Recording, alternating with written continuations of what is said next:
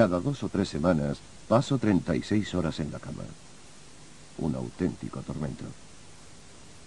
Tal vez esté mejorando gradualmente, pero este invierno ha sido el peor. No dejo de pensar en el esfuerzo que representa pasar el día, y cuando llega la noche, no queda ningún placer en la vida. Me sorprende lo difícil que resulta vivir.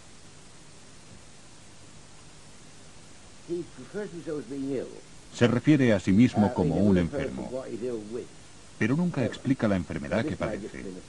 Podría tratarse de algo relacionado con la época, 1880, ya que si un hombre hubiera confesado que padecía sífilis, lo más seguro es que no se hubiesen publicado sus obras.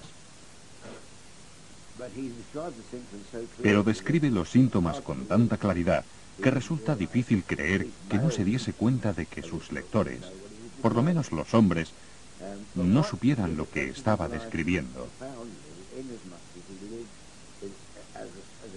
Pero eso afectó profundamente su vida, dado que vivía como un inválido muchos días del año, por lo que había muchas cosas que no podía hacer. La enfermedad de Nietzsche iba a ser un punto decisivo en su vida, tanto física como filosóficamente.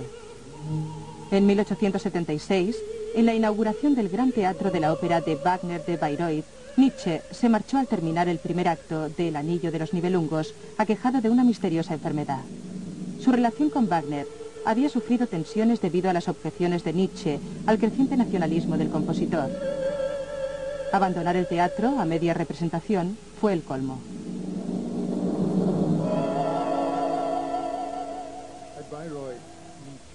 En Bayreuth, Nietzsche sintió literalmente náuseas, y dichas náuseas fueron un punto decisivo y un símbolo. Evidentemente, un símbolo físico que expresaba un estado psicológico. No podía soportar la falsedad del entusiasmo, la reverencia que Wagner imponía y con la que disfrutaba. Le daba náuseas. Tenía que marcharse. La rotura con Wagner era inevitable. No podía decir, lo siento mucho, maestro, no me encontraba bien. Wagner no perdonaba algo así. Su salud se había deteriorado y creo que necesitaba de la filosofía, de su propia filosofía para enfrentarse a la vida, a sus problemas. Y la salida de Schopenhauer y Wagner, la salida momentánea de la música, ya no era suficiente para él. Dejé de ser pesimista en los años en que mi vitalidad era más baja. El instinto de autorrestauración me prohibió una filosofía de la pobreza y el desaliento. De hecho, así es como me parece ahora ese largo periodo de enfermedad. Descubrí la vida de nuevo, incluyéndome a mí mismo, por así decirlo. Dediqué mi voluntad a la salud, a la vida, a una filosofía, a la voluntad de poder. En algún lugar dice, vosotros mismos sois esa voluntad de poder. Y creo que, en último término, Nietzsche pensó que la tarea era cuestión de autodominio, es decir, de adquirir una especie de conocimiento de sí mismo que no fuera meramente intelectual o abstracto, porque para Nietzsche todo conocimiento tiene sus raíces en el cuerpo. Por lo que para él, el autodominio implica adquirir tantos conocimientos como sea posible sobre el cuerpo humano, del cuerpo de uno mismo, de su fisiología y de su psicología. Creía que una de las grandes influencias del cristianismo había sido desterrar el cuerpo de la cultura. Llegó a sugerir que tal vez toda la filosofía occidental fuera un concepto erróneo del cuerpo, y consideraba que nuestra naturaleza física y nuestra naturaleza psicológica guardan relación con nuestra forma de pensar. Y creo que la frase la voluntad de poder, die Wille zum Machen, en alemán, puede leerse en términos de esta idea de hacerse a uno mismo. Y lo que podríamos considerar como parte de su legado al siglo XX es la institucionalización de hacerse a uno mismo como terapia. Creo que este es un aspecto pionero de su trabajo que nos lleva a Freud. Quiero decir que, discutiblemente, sin Nietzsche no hubiera existido Freud. La nueva filosofía de Nietzsche dio lugar a la publicación de Humano demasiado humano, subtitulado Un libro para los espíritus libres. Comenzado en la soledad de la campiña suiza, era tanto una obra de psicología como de filosofía. Fue la primera gran declaración de individualidad de Nietzsche y desafiaba a la humanidad a pensar por sí misma. Lo escribió en cortas ráfagas aforísticas mientras daba largos paseos, un método de trabajo que seguiría el resto de su vida. Y adelante, por un camino de sabiduría, con paso firme, con enérgica confianza.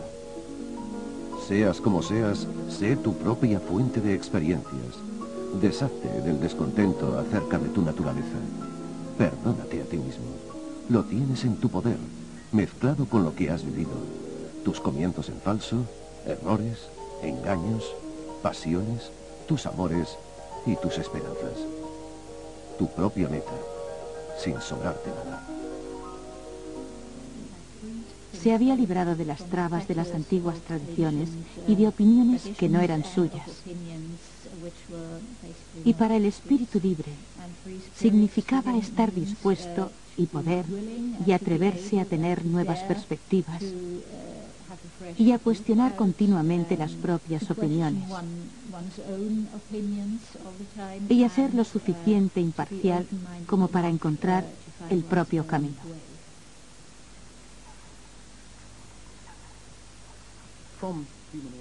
En efecto, desde Humano demasiado humano, Nietzsche se destierra a sí mismo a la soledad.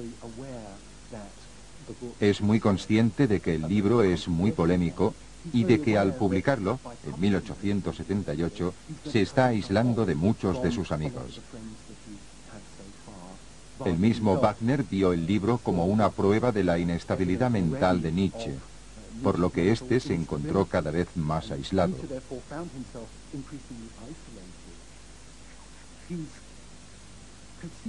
Se concibió a sí mismo como una especie de heroica figura errante, dirigiéndose a las montañas, a un nuevo territorio.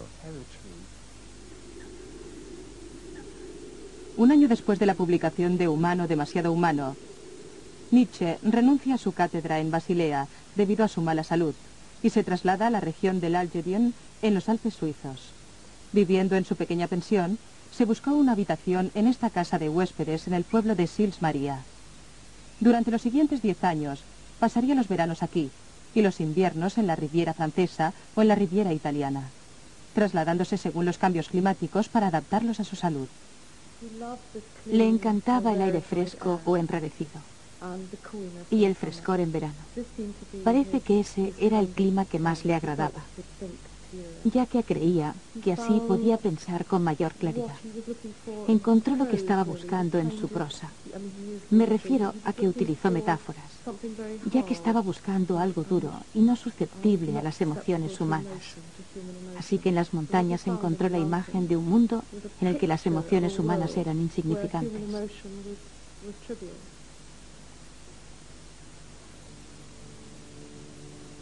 La filosofía, tal como yo la entiendo y he sentido hasta ahora, significa vivir voluntariamente